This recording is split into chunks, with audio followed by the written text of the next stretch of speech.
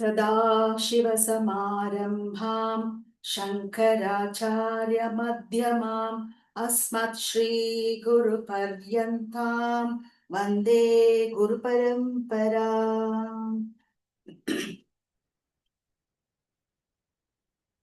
अपवित्रः पवित्रो वा सर्वावस्थाङ्गतोऽपि वा यस्मरेत् पुण्डरीकाक्षम् स बाह्याभ्यन्तर शुचिः। आवाहनम्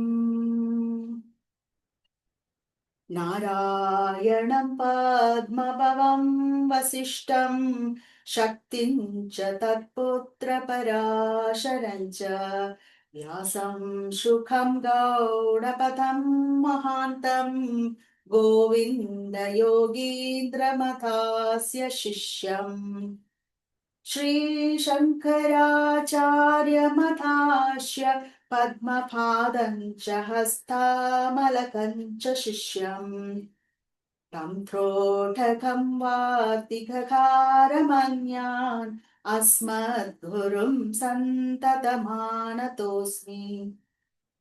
श्रुतिस्मृतिपुराणानाम् आलयं करुणालयं नमामि भगवत्पादं शङ्करं लोकशङ्करं शङ्करं शङ्कराचार्यं केशवं बादरायणं सूत्रभाष्यकृतौ वन्दे भगवन्तौ पुनः पुनः।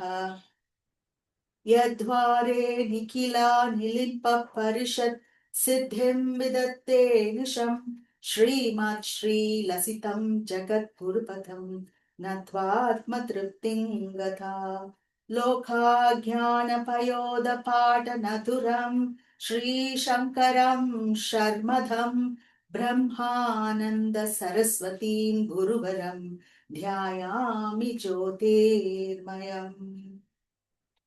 आवाहनं समर्पयामि श्रीगुरुचरणकमलेभ्यो नमः। आसनं समर्पयामि श्रीगुरुचरणकमलेभ्यो नमः। स्नानं समर्पयामि श्रीगुरुचरणकमलेभ्यो नमः। वस्त्रं समर्पयामि श्रीगुरुचरणकमलेभ्यो नमः। चन्दनं समर्पयामि श्रीगुरुचरणकमलेभ्यो नमः। अक्षतां समर्पयामि श्रीगुरुचरणकमलेभ्यो नमः। पुष्पं समर्पयामि श्रीगुरुचरणकमलेभ्यो नमः।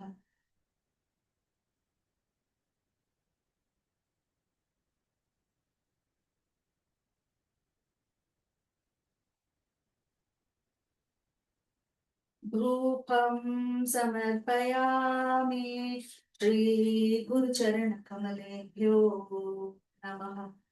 दीपं समर्पयामि श्रीगुरुचरणकमलेभ्यो नमः। आचमनीयं समर्पयामि श्रीगुरुचरणकमलेभ्यो नमः। नैवेद्यं समर्पयामि श्रीगुरुचरणकमलेभ्यो नमः। आचमनीयं समर्पयामि श्रीगुरुचरणकमलेभ्यो नमः। ताम्बूलं समर्पयामि श्रीगुरुचरणकमलेभ्यो नमः। श्रीफलं समर्पयामि श्रीगुरुचरणकमलेभ्यो नमः।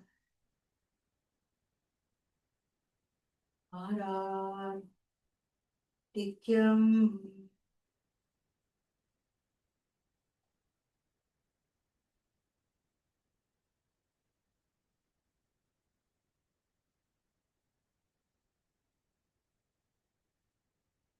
कर्पूरगौरं करुणावतारं संसारसारं भुजगेन्द्रहारं सदा वसन्तं हृदयारविन्दे भवं भवानी सहितं नमामि आरार्तिक्यं समर्पयामि श्रीगुरुचरणकमलेभ्यो नमः आचमनीयं समर्पयामि श्रीगुरुचरणकमलेभ्यो नमः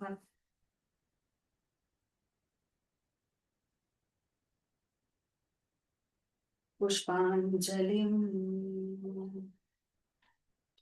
गुरुर्ब्रह्मा गुरुर्विष्णु गुरुर्देवो महेश्वरः गुरुः साक्षात् परं ब्रह्म तस्मै श्री गुरवे नमः अखण्डमण्डलाकारं व्याप्तं येन चराचरं तत्पदं दर्शितं येन तस्मै श्री गुरवे नमः श्रीब्रह्मानन्दं परमसुखदं केवलं ज्ञानमूर्तिं विश्वातीतं गगनसदृशं तत्त्वमस्यादिलक्ष्यम् एकं नित्यं विमलमचलं सर्वदी साक्षिभूतं भावातीतं त्रिगुणसहितं सद्गुरुं तं नमामि अज्ञानतिमिरान्धस्य ज्ञानाञ्जनशलाकया चक्षुरुन्मीलितं येन तस्मै श्रीगुरवे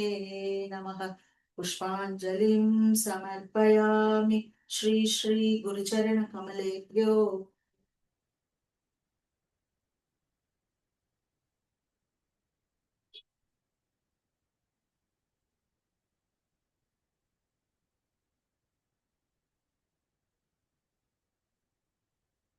जय गुरुदेव।